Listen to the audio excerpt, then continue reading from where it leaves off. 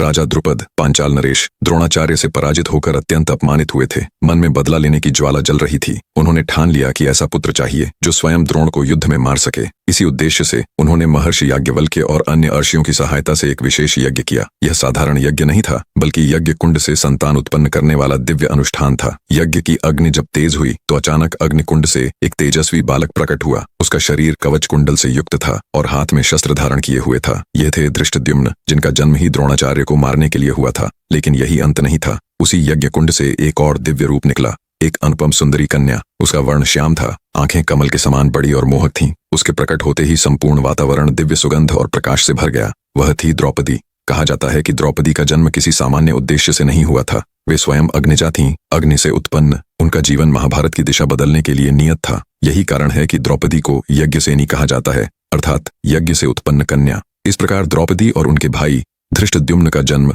अपमान और प्रतिशोध की अग्नि से हुआ, और आगे चलकर इन दोनों ने महाभारत युद्ध में वही भूमिका निभाई जिसके लिए वे उत्पन्न हुए थे।